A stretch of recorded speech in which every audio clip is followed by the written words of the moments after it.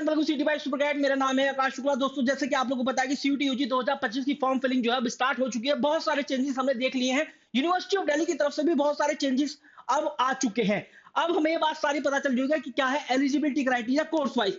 लेकिन जो है यूनिवर्सिटी ऑफ दिल्ली की admission policies, updated admission policies क्या है, इस वीडियो के माध्यम से डिस्कस करने वाले हैं। लेकिन उससे पहले एक इंपॉर्टेंट अनाउंसमेंट। भाई, हमारी यूट्यूब टीम ने आज मुझे बताया कि बहुत सारे बच्चे हमारी वीडियो देखते हैं, पसंद भी करते हैं, लेकिन सब्सक्राइब नहीं करते हैं चैनल को। तो भाई सब्सक्राइब कर दो, क्योंकि ये चेहरा आपको सीयूटी यूजी एग्जामिनेशन के बाद जब आपको आपकी ड्रीम यूनिवर्सिटी में पहुंचाना रहेगा, तब भी ये चेहरा आपको दिखता रहेगा और मैं आपकी हेल्प करता रहूंगा। तो भाई सब्सक्राइब तो करो कम से कम चैनल को। चलो आगे बढ़ते हैं। एकेडमिक सेशन 2025 और 26 की एडमिशन पॉलिसीज क्या है यूनिवर्सिटी ऑफ दिल्ली की। सबसे पहला कि ये अगर आपको यूनिवर्सिटी ऑफ दिल्ली से कोई भी अंडरग्रेड प्रोग्राम करना है तो आपको सीयूटी यूजी एग्जामिनेशन देना पड़ेगा। अगर आप एक ऐसे स्टूडेंट नहीं है जो कि स्कूल ऑफ ओपन लर्निंग से, non collegiate women education board NCWEB के, या फिर फॉरेन नेशनल नहीं है। अगर आप फॉरेन नेशनल नहीं है तो आपको सीयूटी यूजी का एग्जाम नहीं देना। आपके लिए एडमिशन पॉलिसीज अलग है। अदरवाइज सीयूटी यूजी 2025 के जरिए आपका एडमिशन होने वाला है। इसके अलावा from a single recognise board आप पास होने चाहिए। ऐसा नहीं होना चाहिए कि भाई क्लास 11th कहीं से, क्लास 12th कहीं से। ये बहुत गड़बड़ हो जाएगी। तो आप एक बार जरूर देख लें कि class 12th examination from a single recognise board. Class 12th का सब्जेक्ट क्राइटेरिया यहाँ पर बताया है कि ये मैंडेटरी है कैंडिडेट को केवल उन सीयूटी, उन्हीं सब्जेक्ट के अंदर सीयूटी यूजी 2025 एग्जाम के अंदर अपीयर होना जो कि आपने क्लास 12 के अंदर पढ़ लिए हैं, पढ़ चुके हैं। एकदम क्लियर कट बात हो चुकी है। कोई फालतू की अब यहाँ पर विडंबना नहीं है, किसी भी प्रकार की कंफ्यूजन नहीं है। आपको उन्हीं सब्जेक्ट के अंदर अपीयर होना है। इसके बाद नेशनल एजुकेशन पॉलिसी 2020 के तहत इन्होंने बताया कि यूनिवर्सिटी जो है मल्टीपल सब्जेक्ट कॉम्बिनेशन इस बार ऑफर कर रही है। जैसा आप लोगों ने देखा होगा कि BA honours, political science, geography, history, इन सबके लिए बहुत सारे कॉम्बिनेशन, किसी किसी के लिए तो चार चार कॉम्बिनेशन सजेस्ट किए हैं। तो एक बार एलिजिबिलिटी क्राइटेरिया आप जरूर देख लें जब भी आप फॉर्म फिल करने जा रही हो, जिससे कि आप देख लें कि आप कौन से कॉम्बिनेशन के साथ जाना चाहते हैं। मैथमेटिक्स मैंडेटरी कर दिया गया है बीकॉम ऑनर्स के लिए। अगर आप मैथ के स्टूडेंट नहीं है तो आप कोई और से एक्सप्लोर भी कर सकते हैं कोर्सेज, जैसे कि बीकॉम प्रोग्राम। लेकिन आप अगर बीए प्रोग्राम कोर्स को एक्सप्लोर करना चाहेंगे, बीए प्रोग्राम में आप कुछ ऐसा कॉम्बिनेशन बनाना चाहेंगे जहां पर mathematics as a subject to study आप लेना चाहते हैं अंडरग्रेड प्रोग्राम में, तो उस केस में आपके पास मैथमेटिक्स होना चाहिए। क्या आप मैथमेटिक्स, स्टैट्स या किसी भी प्रकार का कॉम्बिनेशन बना रहे हो बीए प्रोग्राम के अंदर जिनके अंदर ये सब्जेक्ट आते हैं। इसके बाद for most foreign language courses university ने क्या किया है, इस बार जो है इस प्रकार का कुछ कॉम्बिनेशन बनाया है, क्योंकि फॉरेन लैंग्वेज हट चुकी है, जहां पर आपको केवल एक लैंग्वेज और कोई 3 डोमेन सब्जेक्ट या फिर 2 लैंग्वेज और 2 डोमेन सब्जेक्ट लेने हैं।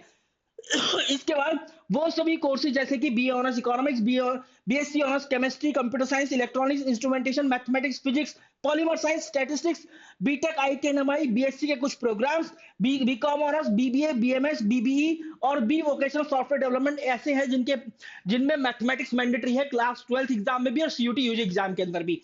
अब यहाँ पर इंपॉर्टेंट पॉइंट ये है कि लैंग्वेज फॉर साइंस कोर्सेज देखो, यहां पर बोला कि BSc honours computer science, BSc honours mathematics, BSc honours stats या बीटेक, इन सब को छोड़कर आपको लैंग्वेज टेस्ट के अंदर अपीयर तो होना है। लेकिन मेरिट कैलकुलेशन के दौरान आपके लैंग्वेज टेस्ट के मार्क्स कंसीडर नहीं किए जाएंगे, लेकिन लैंग्वेज टेस्ट को इस तरीके से कंसीडर किया जाएगा कि वहां पर वो एक क्वालिफाइंग एग्जामिनेशन रहेगा, क्वालिफाइंग सब्जेक्ट टेस्ट रहेगा। आपको वहां पर मिनिमम 30% मार्क्स लेकर आने हैं। अगर 250 नंबर का पेपर हो रहा है तो भाई आपको 75 नंबर लेकर आने हैं, 74 ना लेकर आए।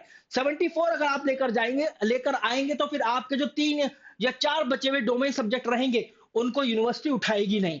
तो ये एक क्वालिफाइंग एग्जामिनेशन रहेगा इन सभी कोर्सेज के अलावा जो और साइंस के कोर्सेज है।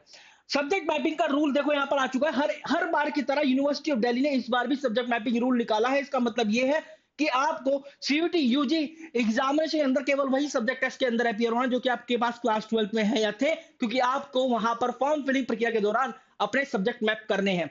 इसके बाद age and gap year eligibility देखियो, यहां पर बोला है एज पर ordinance first of the university of Delhi there is no minimum age. कोई भी मिनिमम एज का बार नहीं है किसी भी प्रोग्राम में यूनिवर्सिटी के एडमिशन लेने के लिए। गैप ईयर कोई भी एक बार नहीं है, गैप ईयर वाले बच्चे भी भर सकते हैं, कोई सर्टिफिकेट की यहाँ पर डिमांड नहीं करी गई है। इसके अलावा यहाँ पर बोला है कि वैसे तो मिनिमम एज की कोई रिक्वायरमेंट नहीं है किसी भी प्रकार से यूनिवर्सिटी ऑफ दिल्ली में मिनिमम या मैक्सिमम एज की, लेकिन फिर भी जब एज का क्राइटेरिया तब आ जाता है जब किन्हीं दो बच्चों का जो मार्क्स है वो सेम हो जाते हैं और टाई हो जाता है वहां पर, और जो सीट है वो एक बची हुई है एग्जाम्पल के तौर पर। तो उस केस में टाई ब्रेकिंग रूल के द्वारा स्टूडेंट की छटनी कर दी जाती है, स्टूडेंट को निकाल दिया जाता है ये बोलकर कि भैया अब आपके दोनों में सीयूटी यूजी के मार्क्स सेम है दोनों तरफ, दोनों बच्चों के। तो अब ये क्या करेंगे, क्लास 12 के मार्क्स उठा लेंगे, बेस्ट ऑफ 5 सारे के सारे लेंगे, फिर भी बराबर है तो बेस्ट ऑफ 4 ले लेंगे, फिर भी बराबर है तो बेस्ट ऑफ 3 ले लेंगे। फिर भी अगर बराबर है तो फिर एक ऐसे कैंडिडेट को जगह दी जाएगी। सॉरी, पहले पहले बेस्ट ऑफ 3 लेते हैं, फिर बेस्ट ऑफ 4 लेते हैं, फिर बेस्ट ऑफ 5 लेते हैं, वरना फिर एक ओल्डर कैंडिडेट को जगह दी जाती है अगर फिर भी बराबर रह जाता है। देखो एक बार मैं इसको पढ़ लेता हूं वापस से। Important note, in case of two or more candidate, तो सीट जो है एक ओल्डर कैंडिडेट को जगह जगह दी जाती है। पहले बेस्ट ऑफ 3 कंसीडर करेंगे, बेस्ट ऑफ 4, फिर बेस्ट ऑफ 5। मैंने उल्टा बोल दिया यहाँ पर, ठीक है।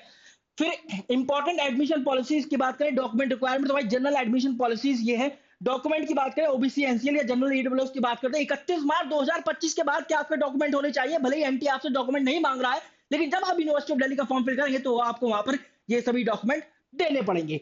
जनरल एडमिशन पॉलिसीज की बात करें, सीयूटी केवल एक माध्यम है, ये बहुत जनरल सी बात लिखी हुई है। सीयूटी एक माध्यम है जो केवल केवल आपको एलिजिबल बनाता है, लेकिन आपको यूनिवर्सिटी ऑफ दिल्ली की एडमिशन की वेबसाइट पर कॉमन सीट एलोकेशन सिस्टम, उसके एडमिशन प्रोसेस का हिस्सा बनना ही पड़ेगा। इसके बाद रजिस्ट्रेशन देने के बाद आपको सीएसएस पर जाना है, वहां पर अपने प्रोग्राम में कॉलेज सेलेक्ट करने हैं, फिर आपको देख लेना है कि भाई आपके काउंसलिंग प्रोसेस के दौरान आपका एडमिशन हो रहा है या नहीं हो रहा। लेकिन उसके लिए अपडेटेड इंफॉर्मेशन के लिए आप लगातार वेबसाइट विजिट करते रहें।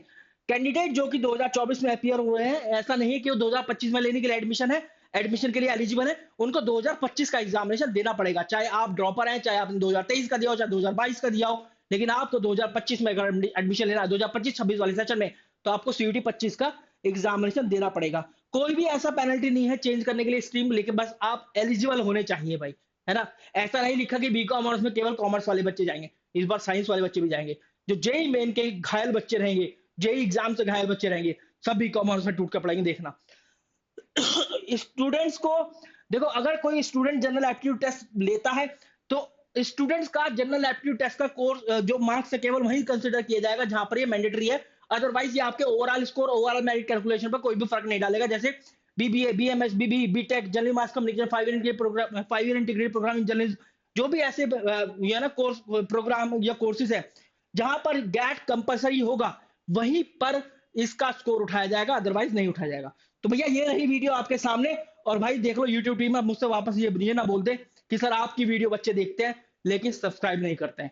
सब्सक्राइब कर देना। कमेंट सेक्शन के अंदर फिर से बता दो कि किस टॉपिक पर वीडियो बनानी है। एक बच्चे का कमेंट आया कि सर एडमिशन में क्या क्या चेंजेस हुए, तो मैंने डॉक्यूमेंट ढूंढना शुरू किया, and this video was in front of you. Thank you very much guys.